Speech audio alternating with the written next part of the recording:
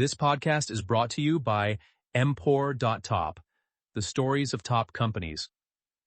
Disclaimer: this AI-generated content is for informational purposes only and should not be considered as investment advice. If you like our podcasts, please subscribe on Apple Podcasts, Spotify, or your favorite podcast player, and don't forget to follow us on X at Empor.top. J&J Snack Foods, the king of the concession stand. Picture a sweltering July afternoon at a minor league ballpark somewhere in Middle America. The home team is down 3 in the 7th, but the crowd isn't exactly grieving. A dad hands his daughter a soft pretzel the size of her forearm, its twist glossy with butter and studded with salt. 2 rows back, a teenager works on a cherry ICE, the polar bear logo beading with condensation as it melts down his hand. By the concourse, a couple splits a paper cup of Dippin dots, still amazed that ice cream can come as tiny frozen beads. The game might be forgettable. The snacks won't be. What almost none of those fans realize is that all of it can trace back to the same company. Not Pepsi, not Nestlé, not some glossy Manhattan-based food giant. It's J&J Snack Foods Corporation, headquartered in the decidedly unglamorous Pennsauken, New Jersey, which has quietly built a multi-billion-dollar business by owning the food of American fun. J&J understands something basic about human behavior. When people are having a good time, they spend differently. $8 for a pretzel at a stadium? Sure. $6 for a frozen drink at a theme park? Why not? J&J has engineered itself into those moments, serving everyone from movie theaters, stadiums, and amusement parks to schools, convenience stores, warehouse clubs, and restaurants. If there's a counter, a crowd, and a reason to celebrate, odds are they're on the menu. The thesis here is simple. J&J Snack Foods isn't just a food company. It's a masterclass in niche dominance. And in key parts of the business, a razor and blade model. They win by leaning into the operationally messy, low-volume, high-hassle categories that the biggest food companies tend to avoid. Freezers, ovens, sticky machines, service calls, weird logistics. J&J runs toward the complexity, not away from it. The results are anything but small. In fiscal 2024, revenue rose 1.0% to $1.57 billion, with a gross margin of 30.9% and net earnings of $86.6 million. The company today sits around a $2.5 billion market cap, with enterprise value roughly $2.57 billion. Not bad for what began as a bankrupt pretzel factory with 8 employees and under $400,000 in sales. And the stock story is even stranger, in the best way. After founder Gerald B. Schreiber bought J&J Soft Pretzel in 1971, the business went on to deliver 44 consecutive years of sales growth. No hype cycles, no moonshots, just steady compounding. The kind of boring that tends to make long-term investors very rich. So how did a scrap metal dealer with zero food experience turn a $72,000 bankruptcy auction purchase into a company that shows up in stadiums, theaters, and amusement parks all over America? Let's go back to where it started. It was 1971. Nixon was in the White House, the Vietnam War was still dragging on, and Gerald Jerry Schreiber was 30 years old. Working a factory job, raising a young family, and thinking about anything other than becoming a snack food executive. Then, in a place you'd never expect, he stumbled into the deal of his life. Schreiber was shopping in a waterbed store when he got talking with the owner. The owner wasn't just trying to sell him a bed. He was venting. He'd extended credit to a soft pretzel company. The company had gone under, and now he was staring at a painful lesson in small business finance. For Schreiber, it sounded like something else. An opening. This was a guy with no food background and no business degree. He dropped out of Rider College back in 1960, apprenticed in a machine shop, and by 1967 was a partner in a metalworking business run out of a garage. His own motto, "Discover, salvage, and build," wasn't a slogan. It was how he looked at the world. So when he heard bankrupt pretzel company, he didn't hear lost cause. He heard distressed asset. He went to see the pretzel operation for himself and quickly decided it was worth a shot. First, he bought the waterbed store owner's portion for $30,000, plus a share of early profits. Then he went after the rest the hard way. Bankruptcy court. On September 27, 1971, Schreiber walked into the Camden, New Jersey District Court auction and outbid the other parties for the remaining assets. His winning bid? $72,100. That's the moment J&J Snack Foods' story really begins. Not with a grand founding vision, but with a bargain purchase and a lot of problems. What Schreiber bought wasn't a growth company. It was 8 employees, decrepit baking equipment, and a product that didn't sell particularly well. The business model was shaky, and the product itself had a built-in limitation. Soft pretzels didn't travel. Back then, the soft pretzel was basically a Philadelphia regional treat. People loved them, but only where they were fresh. Pretzels went stale quickly, which meant you couldn't ship them far, which meant the market was capped by geography. Schreiber was betting on the idea that this wasn't a pretzel problem. It was a logistics problem. He wasn't flush with cash either. The initial capital he put into getting things started was just $8,000, borrowed against his life insurance policy. This wasn't a side project. It was a full-body bet. And then came the breakthrough. Pre-baked, frozen, soft pretzels. Vendors didn't want the hassle of baking. Consumers wanted convenience. And freezing solved the one thing keeping the category stuck in one corner of the country: spoilage. Once you could ship and store pretzels frozen, a stadium in California could serve something that tasted like it came from a street cart in Philly. That insight didn't just improve the business, it created a category. The frozen, soft pretzel. Schreiber also did what great operators do after they find product-market fit. He put a name on it and pushed it hard. Super Pretzel was born, and it became the cornerstone of the company's identity. But as the brand started to spread, Schreiber learned another lesson that would shape the next several decades. The grocery aisle mattered, but the real money was at the venue. The places where people were already primed to spend. Stadiums, arenas, theaters, amusement parks. Where the snack isn't just food, it's part of the experience. The expansion was steady. By 1972, he had distributors in Philadelphia and Shrewsbury, New Jersey. Over time, the company's reach widened dramatically. By 1989, J&J controlled about 70% of the soft pretzel market, producing roughly 2 million pretzels a day, with a marketing network that spanned food brokers and hundreds of independent distributors across all 50 states. And even though venues were the prize, Schreiber didn't ignore retail. In 1986, J&J made a real push into supermarkets. When early efforts didn't meet expectations, he brought in Michael Caraban, the marketer who'd helped make Lender's frozen bagels a household staple, to sharpen the consumer play. Caraban repackaged the product and shifted the approach to speak directly to shoppers, not just distributors. The logic was simple. Win the freezer aisle and you build familiarity. Then, when those same customers see Super Pretzel at a ballpark, it already feels like the obvious choice. From a busted pretzel factory with under $400,000 in sales, Schreiber was building a real company, one that over the next 4 decades would grow into a public snack and beverage powerhouse with annual revenue approaching $1 billion. But the pretzel was only the opening act. The story was about to accelerate, and it would require Schreiber to rethink what J&J actually was. Not just a manufacturer, but a platform for selling fun, one concession stand at a time. By the mid-1980s, Jerry Schreiber had done the hard part. He'd taken a busted pretzel operation and turned it into the dominant player in a brand-new national category.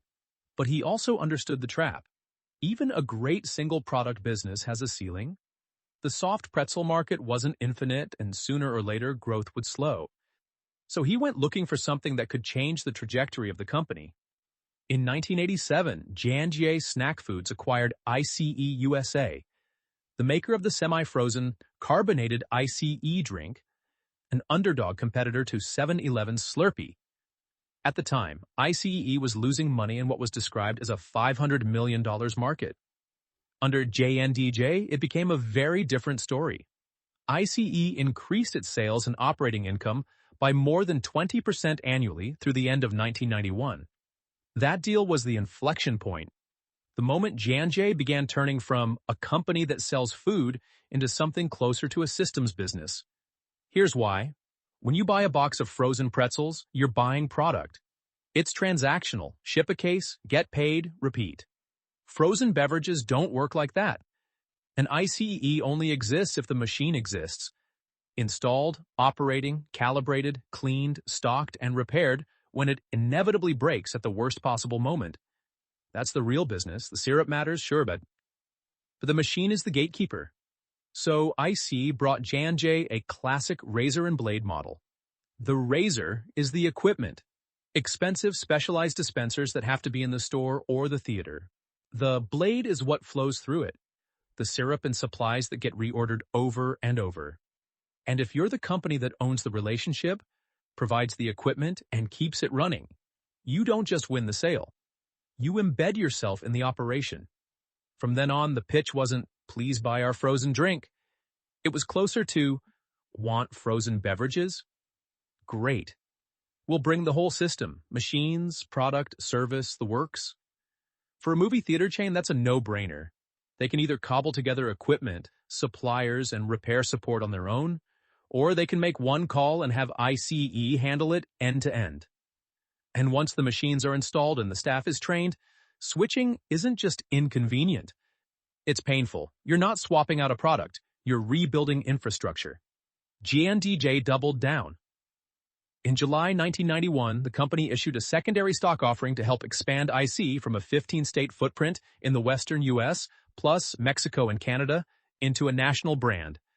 But the expansion wasn't just a sales push. It required building what became one of J&J's most valuable assets, a nationwide service network.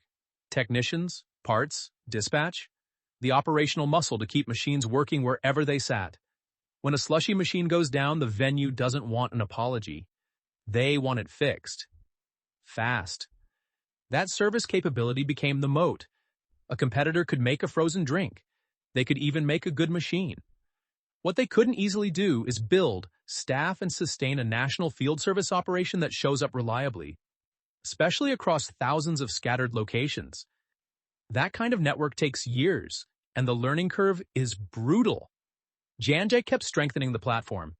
The frozen beverage category expanded with the 1992 acquisition of Arctic Blast, and in 1995, J&DJ acquired the international rights to the ICE brand, ensuring it controlled the name globally, not just in the US, and then, much later, they finished the job.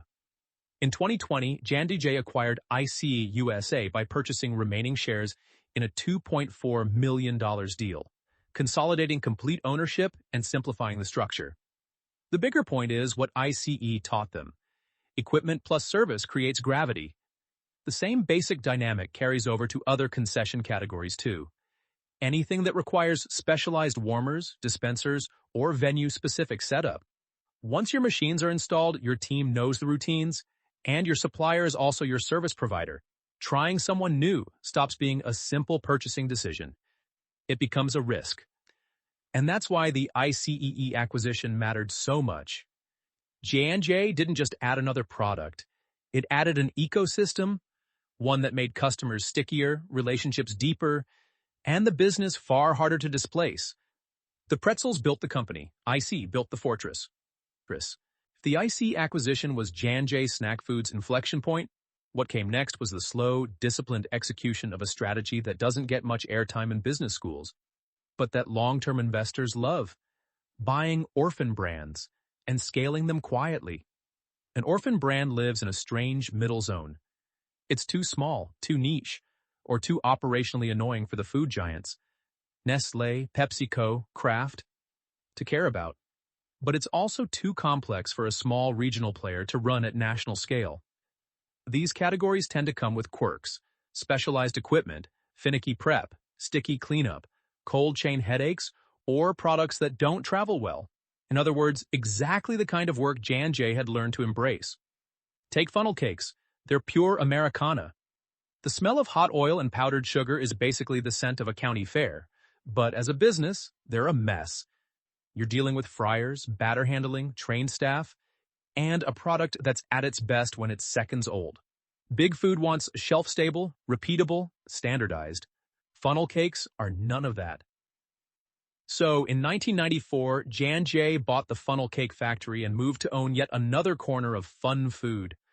Schreiber summed up the logic to Frozen Food Digest with the kind of plain-spoken clarity that shows up again and again in this company's history. Funnel cake represents another niche product for our distribution channels. We like the product. We like the potential. Churros followed the same logic, just with a more accidental origin story. Back in 1981, Schreiber was on the hunt for the next growth lever when a supply agreement with Whimsy stores fell apart. J&DJ ended up acquiring some of the product inventory, and instead of treating it as a one-off, they used it to build the foundation of a churros business.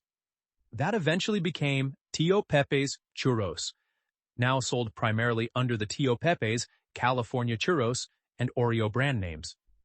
Frozen novelties were another orphan category that fit J&J's style. The acquisition of MIA products brought them the frozen novelty manufacturing plant they still use. And by 1989, Luigi's had been successfully introduced to supermarkets as company sales reached $86 million. Luigi's Real Italian Ice became a real portfolio pillar, winning share in frozen cups across both retail and food service. From there, it was a steady drumbeat. The 1990s brought another wave of acquisitions that expanded J&J's reach while deepening their hold on existing categories. The beverage platform strengthened through Arctic Blast in 1992 and the international rights to the ICEE brand in 1995. Pretzels expanded through deals like Bavarian Soft Pretzels, 1994, Pretzel Gourmet and Baker's Best Snack Food, 1996, and Texas Twist, 1997. Frozen novelties grew with Mazzone Enterprises, 1996, and Mama Tish's International Foods, 1997. And baked goods got a boost with Mrs. Good Cookie, 1998, and Camden Creek Bakery, 1999. In the 2000s, the same playbook continued. J&DJ completed the acquisition of Conagra Foods' frozen handheld business. Dough-enrobed products sold under the Padio, Handfuls, Holly Ridge Bakery, Villa Italiano, Top Picks, and private label names, along with manufacturing facilities in Holly Ridge, North Carolina, and Weston, Oregon. Zoom out and you can see the formula. Find a family-owned or regional brand that's hit its ceiling. Buy it at a reasonable price. Then plug it into J&J's national distribution and servicing machine. What the prior owners couldn't do: break out of their region, win national accounts, show up reliably at thousands of venues. J&J could do with infrastructure they'd already built. This is how they became the one-call concession company. If you run a stadium, an arena, a theater circuit, or a theme park, the last thing you want is 5 different vendors for pretzels, churros, frozen drinks, cookies, and frozen novelties. You want one supplier who can cover the whole stand and show up when something breaks. Over time, J&J became that supplier. In total, J&J has completed more than 30 value-building transactions over its history, and it points to a proven, long-term track record of successfully integrating and scaling niche brands. What made the strategy work, though, wasn't just deal flow, it was how they financed it. Schreiber ran J&J with financial conservatism that's almost out of fashion. A strong balance sheet, limited reliance on heavy debt, and the patience to wait for the right opportunities. That discipline mattered most when the economy turned. When others were stressed, J&J could act, picking up assets at better prices without having to issue stock at the wrong time or accept punishing borrowing terms. This steady mix of market penetration and acquisition helped power one of the strangest stats in public food company history: 44 consecutive years of sales growth. Years later, CEO Dan Fachner would still describe the same core capability: a proven, long-term track record of successfully integrating and scaling niche brands including ICE, Super Pretzel, Luigi's, and others. By the end of the 2010s, J&J had assembled a portfolio that was brutally hard to copy. Soft pretzels, frozen beverages, frozen juice treats and desserts, stuffed sandwiches and burritos, churros, fruit pies, funnel cakes, cookies, bakery goods, and more. Spread across about 25 brands, anchored by a handful of category-defining names. It looked like a machine built to run forever. And then, in early 2020, the venues that made that machine so powerful, stadiums, theaters, theme parks, schools, went dark. When historians write the business history of COVID-19, JNDJ Snack Foods will be one of the cleanest examples of what a true demand shock looks like. Not a recession, not a bad product cycle. A scenario where the places you sell simply stop existing overnight. Roughly two-thirds of J&J's sales went to venues that shut down or sharply curtailed food service. And those venues were the heart of the company. Movie theaters, stadiums, theme parks, school cafeterias. The exact ecosystem J&DJ had spent decades stitching together. Its fun empire went dark. Concession stands that printed money on a Saturday suddenly had no one to serve. The financials started telling that story fast. In the fourth quarter of fiscal 2020, sales fell to $252.5 million from $311.9 million a year earlier. For the full year ended September 26, 2020, sales dropped to $1.022 billion from $1.186 billion. And even those numbers blurred the reality because they still included pre-pandemic months. The quarter-by-quarter decline was harsher. Net sales for the 3 months ended June 27, 2020 fell 34% year-over-year to $214.6 million. In the first 4 weeks of that third quarter, sales were down about 45% from the prior year, and management warned it could swing to an operating loss for the quarter. Profitability collapsed with it. Fourth quarter net earnings fell to $6.6 million, 35 cents per diluted share, down from $26.1 million, $1.36. Full year earnings dropped 81% to $18.3 million, 96 cents, from $94.8 million, $5. And the pain hit the crown jewel the hardest. Frozen beverage. The ICE machine and service flywheel that had changed the economics of the entire company went from highly profitable to deeply unprofitable. In 2020, the segment posted an operating loss of $12.5 million versus operating income of $30.0 million in 2019, driven primarily by the sudden collapse in volume. So why wasn't this the end of the story? 2 reasons. They had cash, and they could pivot. Even as J&J acknowledged that COVID-19 would continue to pressure the business, it also made a crucial point. It didn't expect liquidity issues. The company had $278 million in cash and marketable securities on the balance sheet. In a moment when other businesses were negotiating emergency credit lines or diluting shareholders to survive, J&DJ had a war chest. This is where Jerry Schreiber's decades of financial conservatism stopped looking old-fashioned and started looking brilliant. The fortress balance sheet, easy to critique in good times, became a competitive advantage in the only moments that really matter. The second reason was operational agility. While food service collapsed, grocery demand surged as people ate at home. J&J pushed product into the retail freezer aisle, and the retail supermarket segment responded. In the third quarter, soft pretzel sales to retail supermarket customers rose 74% to $12.7 million. And were up 23% for the 9 months.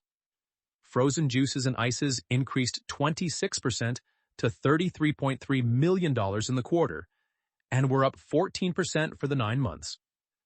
Handheld sales to retail supermarket customers rose 6% to $3.3 million in the quarter. Biscuit sales were up 56% to $8.2 million. Retail wasn't big enough to fully replace what theaters and stadiums used to generate, but it proved something essential. J&DJ wasn't a one-channel company. It had more levers than it seemed. Then came another major inflection point, one that the pandemic didn't cause but certainly accelerated. On May 11, 2021, J&DJ announced that Dan Faulkner would succeed founder Gerald Schreiber as CEO. Schreiber would remain chairman, but the baton was passed. Faulkner wasn't an outside turnaround artist. He was as inside as it gets. He'd worked for J&DJ and its beverage subsidiary, the ICE company, since 1979.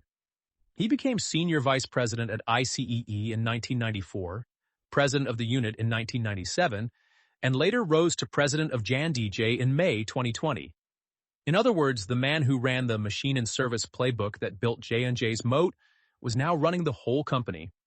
Schreiber put it simply, Dan's leadership and loyalty has been at the core of the J&DJ snack food story, and I know he will skillfully serve our organization and pursue its continued success. A founder-to-successor transition is one of the riskiest moments in a company's life. Plenty of founder-led businesses lose their edge the moment the original builder steps back. But this handoff was designed to be steady, to someone with deep institutional knowledge, operational instincts, and credibility across the organization. And importantly, the recovery showed up faster than anyone expected. By fiscal 2021, net sales had climbed back to $1.145 billion, up 12% from $1.022 billion. Fourth quarter net sales rose to $323 million, up 28% from $253 million, and net income jumped to $18.875 million or 99 cents per share, up sharply from $6.584 million or 35 cents. Faulkner highlighted the momentum. We are pleased with the strong finish to the year and the positive trends we see across our business, including exceeding pre-COVID sales levels in the fourth quarter, despite an incredibly challenging operating environment. While fiscal 2019 was one of our strongest years, our net sales for fourth quarter 21 increased 4% compared to the same period in fiscal 2019, driven by a 6% increase in our food service segment and 29% growth in our retail segment as traffic across many of our customers' venues and outlets continues to rebound. The pandemic stress test proved something fundamental about J&J Snack Foods. The model looked vulnerable because it was so tied to going out. But underneath, it had real resilience, multiple channels, a balance sheet built for storms, and the operational muscle to reroute production when the world changed. They survived the near-death experience. And coming out the other side, Faulkner and his team weren't just trying to get back to normal. They were setting up the next act, one defined by the biggest acquisition in company history. In the spring of 2022, Dan Faulkner finally got to make the kind of bet that only makes sense if you've spent decades living inside concession stands. For years, he'd watched Dippin Dots, the little beads of flash-frozen ice cream, selling right alongside J&J's own lineup at the same places: outdoor fairs, sporting events, amusement parks. It was the purest form of venue food, and Faulkner had been pushing for John DJ to buy it. In 2022, he got his chance. John J. announced a definitive agreement to acquire Dippin Dots, LLC for $222 million, subject to customary purchase price adjustments. It was funded with a mix of cash and senior debt financing, and it closed on June 21, 2022, the largest acquisition in the company's history. This is a significant day for J&J Snack Foods as we close the largest acquisition in our company's 50-plus-year history, Faulkner said at the closing. To understand why this mattered, you have to understand what Dippin Dots actually is.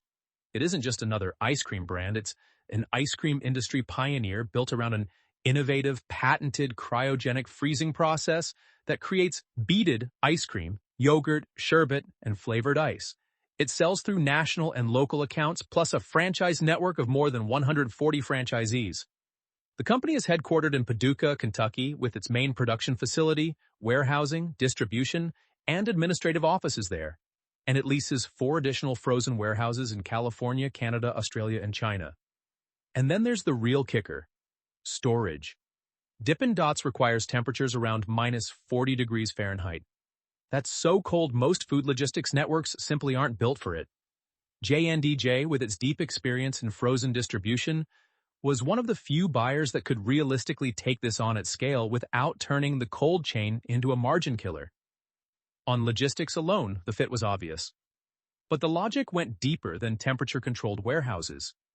As Faulkner put it, Dippin Dots aligns perfectly with J&J's portfolio strategy by adding an iconic, differentiated brand that uniquely complements our frozen novelty and frozen beverage businesses. He pointed to the same playbook that built J&J in the first place: leverage strength in entertainment and amusement locations, theaters, convenience, and supermarkets to create go-to-market synergies and new selling opportunities across a larger combined customer base. J&J expected the deal to be accretive to earnings per diluted share by about 30 cents to 40 cents in the first 12 months after closing, and noted the transaction also came with significant tax benefits that improved the overall valuation. What really made Dippin Dots such a clean orphan brand for J&J, though, was where it lived. It's the ultimate venue snack. Most people don't encounter it in a normal grocery run. They find it when they're out. At a theme park, a stadium, a mall. That meant little channel conflict with J&J's retail business and lots of immediate selling opportunities in places where J&DJ already had deep relationships. You could see the cross-sell almost immediately. AMC, which had offered IC and Super Pretzel for decades, started selling Dippin' Dots in 2023. J&J has continued expanding the breadth and depth of Dippin' Dots in theaters and has been preparing for a retail launch.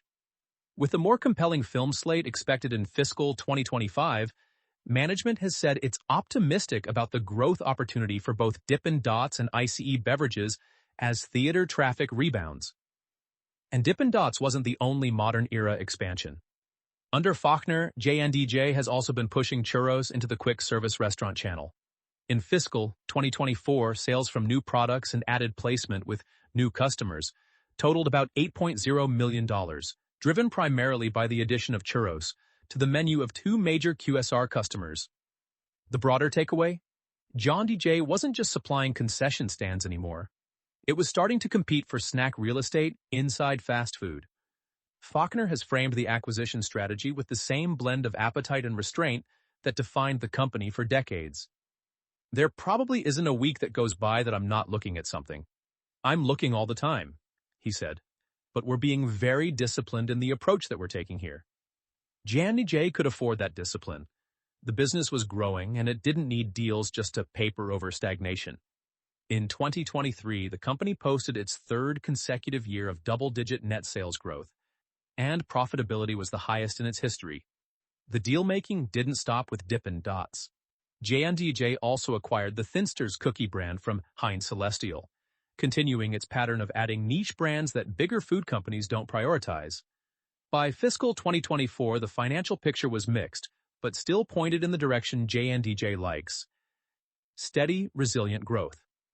Net income for the year ended September 28th was $86.551 million, or $4.45 per share, up 10% from $78.906 million or $4.08 per share in fiscal 2023. Net sales were $1.575 billion, up 1% from $1.559 billion. Adjusting for an extra 53rd week in fiscal 2023, sales were up 2.8%.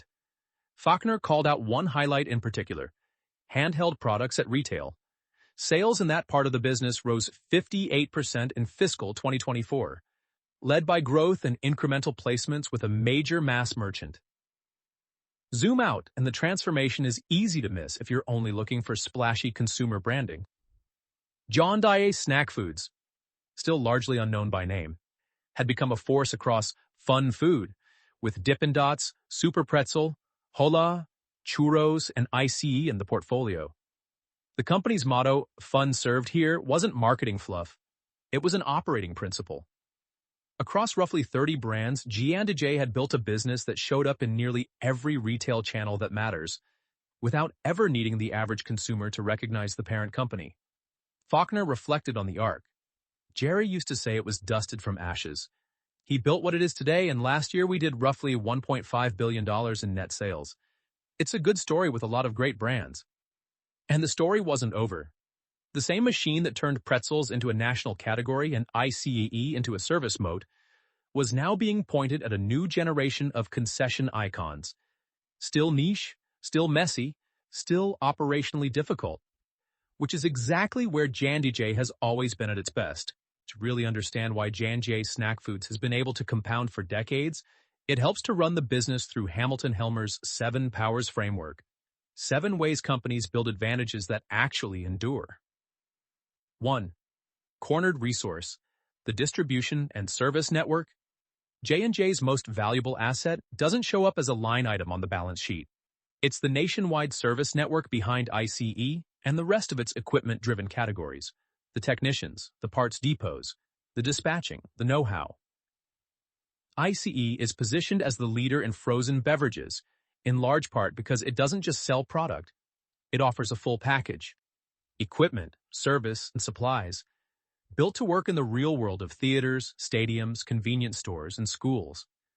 Picture the situation that matters most. It's Friday night, a big opening weekend, and an ICE machine goes down at a movie theater in rural Nebraska. The theater doesn't need a refund. It needs the machine running again. John DJ can send a trained technician, fast. A competitor can make syrup, and a competitor can build a machine. What's hard to replicate is the national human infrastructure that keeps thousands of machines operating. The trained field team, the inventory of parts, and the systems that route the right person to the right location. That service model extends beyond beverages. Like its pretzel and churro equipment programs, JANDJ installs frozen beverage dispensers for ICEE at customer locations and then services the machines. It supplies the ingredients for the beverages and supports retail sales with promotions and point-of-sale materials. It also sells frozen, non-carbonated beverages under the Slush Puppy and Parrot Ice brands through both distributors and its own network. Across the system, JNDJ provides managed service and/or products to approximately 111,000 company-owned and customer-owned dispensers. That installed base represents decades of buildup. And each dispenser isn't just a machine. It's an embedded relationship and a recurring stream of supply sales that's extremely difficult to pry loose. 2. Counter-positioning, embracing operational complexity. JNDJ built its empire by going after categories that big food tends to avoid, not because they were unattractive to consumers, but because they're operationally annoying. Look at what JNDJ sells and what it takes to serve it. Soft pretzels need specific ovens and heating equipment. Slushies are sticky, machines break, and maintenance is constant. Churros require fryers, and specialized prep funnel cakes need dedicated fryer stations and trained operators. Dippin' Dots requires cryogenic storage at minus 40 degrees Fahrenheit. The food giants want clean, scalable, shelf-stable. They want to ship pallets and collect checks. JNDJ leans into the opposite. Equipment, service calls, prep, training, cold chain, lots of moving parts. It's also been careful about brand positioning, building distinct identities in fun categories, rather than stepping into direct fights with companies like PepsiCo. That's counter-positioning in action, the exact reasons these categories get ignored.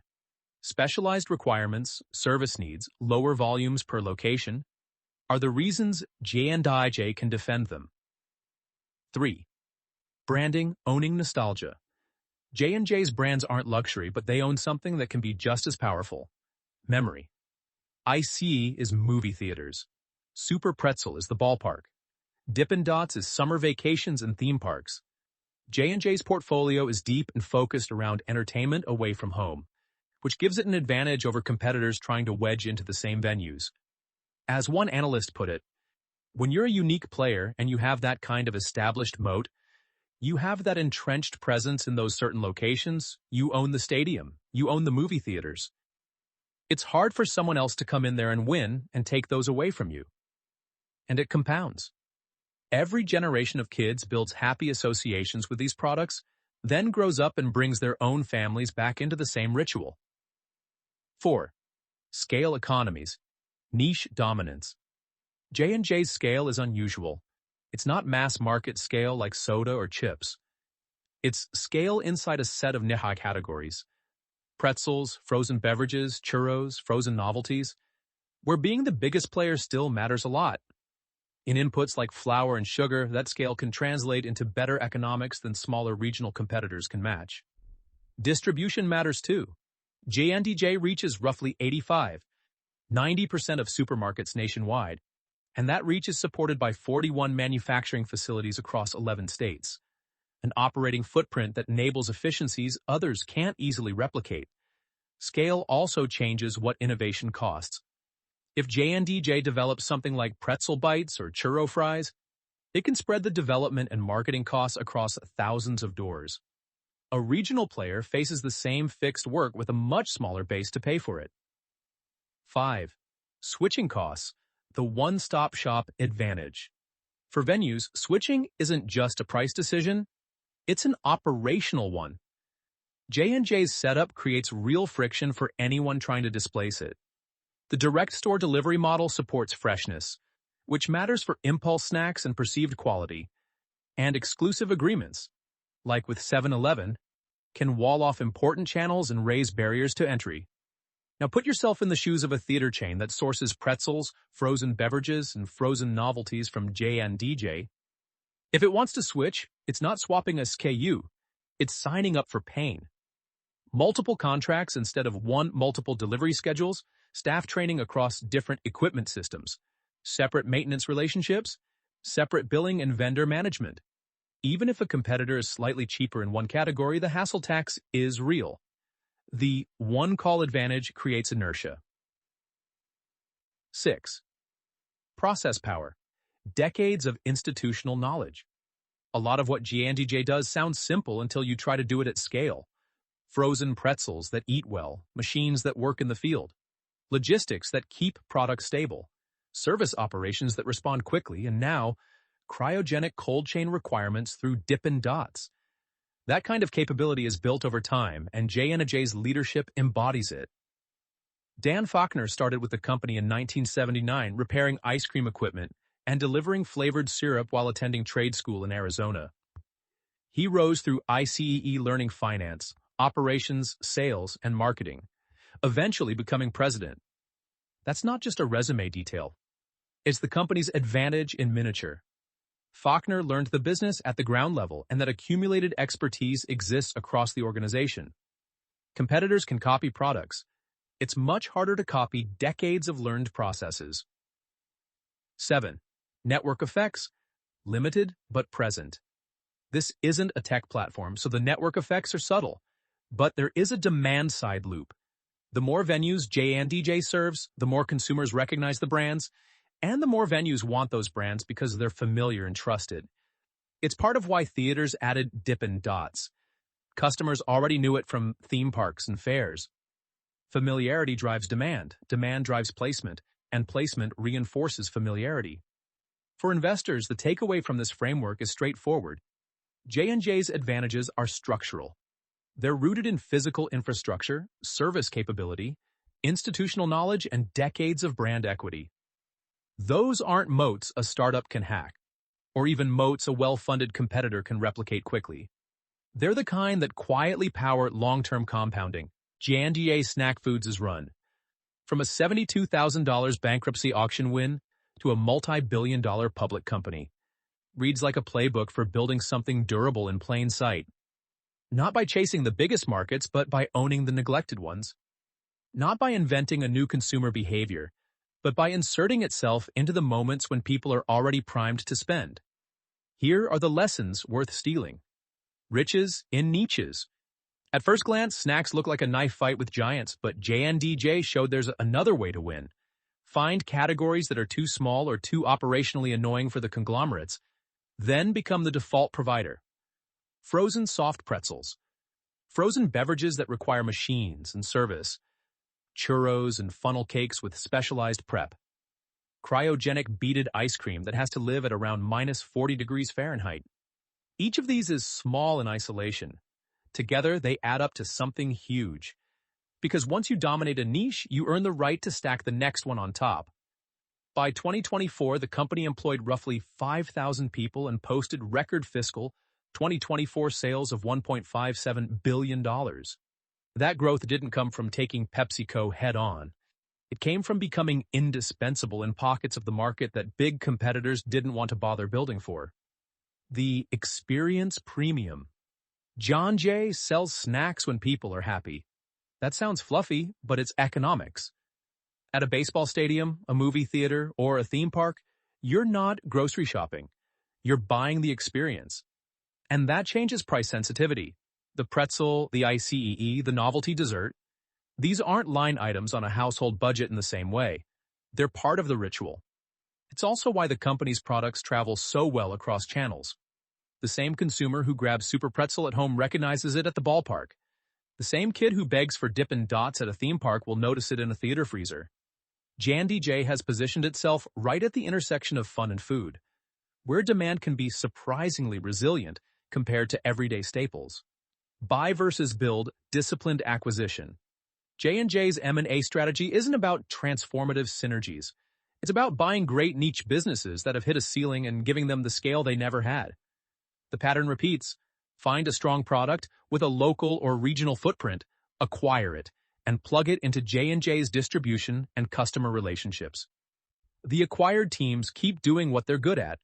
J&J provides the infrastructure, national reach, manufacturing depth, and in equipment-heavy categories, service support. Dan Faulkner's quote captures the posture. There probably isn't a week that goes by that I'm not looking at something. I'm looking all the time. But we're being very disciplined in the approach that we're taking here. They can be patient because they don't need deals to survive. They do deals when they make sense. Boring is beautiful. There's no hype in frozen pretzels. There's no technological leap that suddenly makes an ICE machine obsolete. What J&J sells is remarkably consistent. Small indulgences tied to entertainment and convenience. And that stability can be a feature, not a bug. For long-term investors, the appeal is straightforward. While flashier businesses whip around on sentiment, a company that quietly grows through penetration, distribution, and selective acquisitions can compound for decades. J&J's history of 44 consecutive years of sales growth after Schreiber's 1971 purchase is the cleanest proof point of what boring can do when it's executed with discipline. The power of financial discipline. J&J's balance sheet conservatism paid off when it mattered most. During COVID-19, that caution stopped looking like dead weight and started looking like survival gear. The company's cash position helped it weather the shock without getting forced into ugly financing decisions. That mindset has continued under Faulkner. As of second quarter 2025, the company reported over $48 million in cash and no long-term debt. Flexibility that keeps acquisition optionality high and risk low. J&J's edge has never been financial engineering. It's been the ability to keep playing offense while others are forced into defense. The KPIs that matter. If you want to track whether the machine is working, two metrics tell you most of what you need to know. 1. Food service segment revenue growth. J&J still lives and dies by venue traffic. Movie theaters, stadiums, theme parks, and other out-of-home locations. When food service is growing, it usually means demand is healthy, placements are expanding, and the core, fun engine is firing. 2. Gross margin trajectory. Margins reveal whether the complexity is being managed well, pricing, efficiency, and mix. J&J has targeted improving gross margins to over 31% in the near term and into the mid-30% range over the medium term. Progress here signals operational execution, especially in a business exposed to commodity inputs like flour, sugar, oils, and the realities of running a large manufacturing footprint. Together, those two KPIs capture the essence of J&J, how much volume the venues are generating, and how well the company converts that volume into profit. As John J. Snack Foods moved deeper into its sixth decade, it faced the same question that every great niche compounder eventually runs into. How do you keep growing without breaking the very advantages that made you special? J&J's edge has never been about being trendy. It's been about being embedded.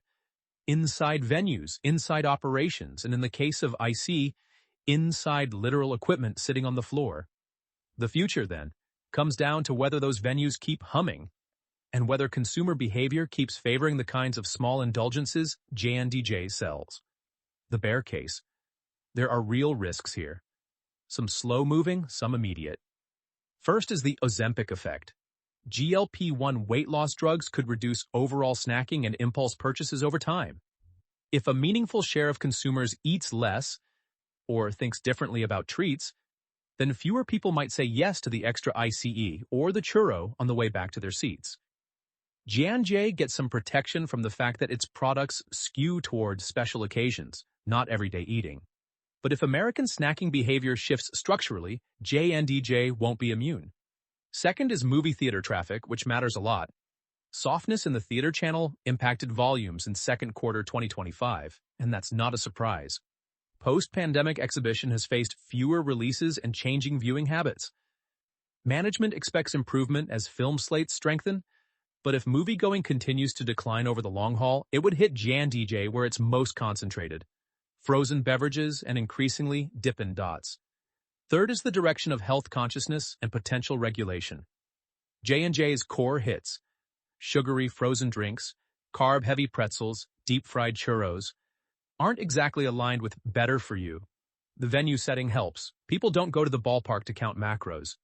Still, changes like taxes or labeling requirements on sugary products could create real headwinds. And then there's input cost inflation, the unglamorous grind that always matters in food. The company cited net mid-single-digit inflation across raw materials, driven primarily by higher cocoa and chocolate costs, with additional pressure from sugar and sweeteners, eggs, and meats. Passing those costs through is possible, but it's never guaranteed. And venues have their own limits on how far they can push pricing before customers start grumbling. The bull case. The upside case is just as clear, and it plays to everything J&DJ has always been good at. International expansion remains a wide-open runway. Most of the business is still U.S.-centric with a limited presence in Canada, Mexico, and select international markets. If you believe the fun food concession model travels, and there's no reason it shouldn't, then ICE and Super Pretzel could scale into entertainment venues globally. Premiumization is another tailwind, and J&DJ is already leaning into it.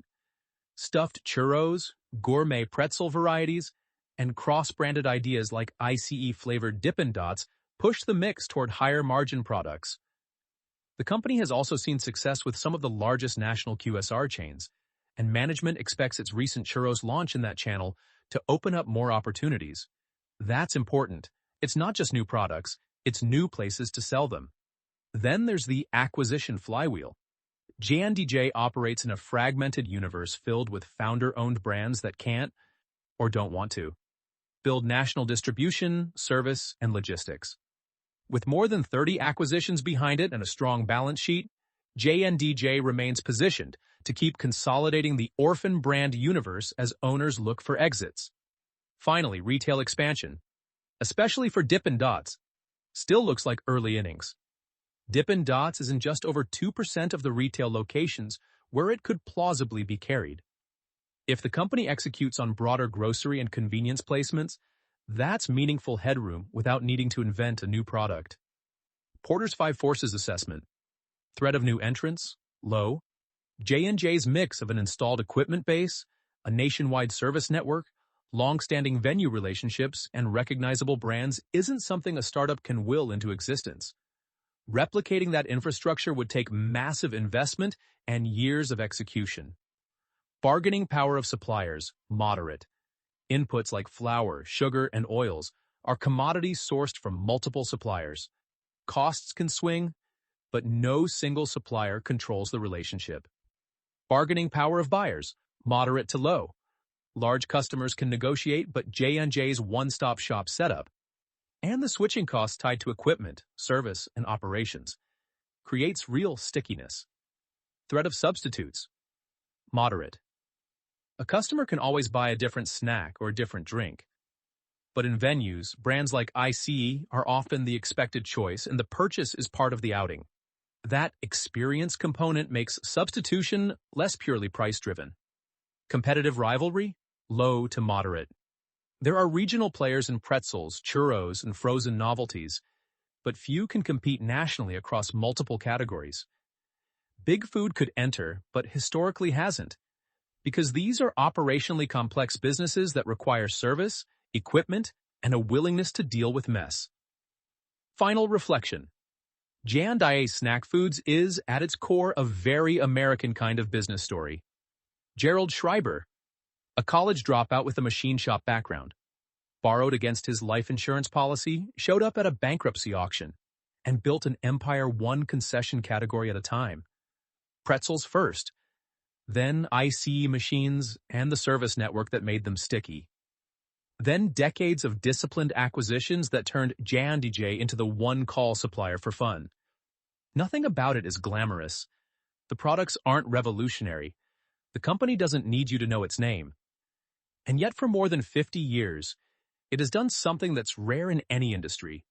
It has compounded steadily by owning the unsexy work, distribution, service, logistics, and a portfolio of snacks that show up when people are happiest. As Faulkner put it, Jerry used to say it was dusted from ashes. He built what it is today, and last year we did roughly $1.5 billion in net sales. It's a good story with a lot of great brands. The reminder here is simple. Sometimes the best businesses aren't built on the next breakthrough. They're built on rituals that don't change. A warm pretzel, a cold drink, and a moment of fun. If you want to go deeper into niche investing, enduring competitive advantage, and the world J&IJ built its empire inside, here are a few high-quality starting points. Books.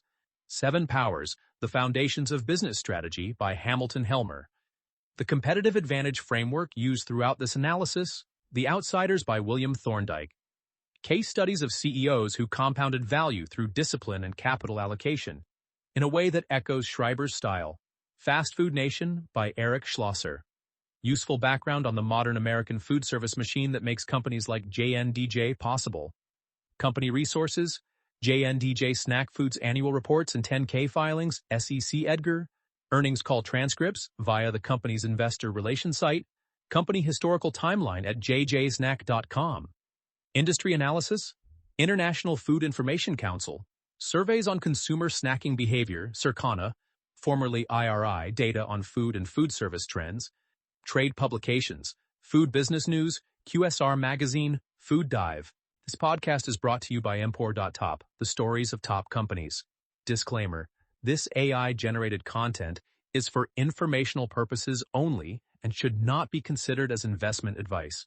If you like our podcast, please subscribe on Apple Podcasts, Spotify, or your favorite podcast player.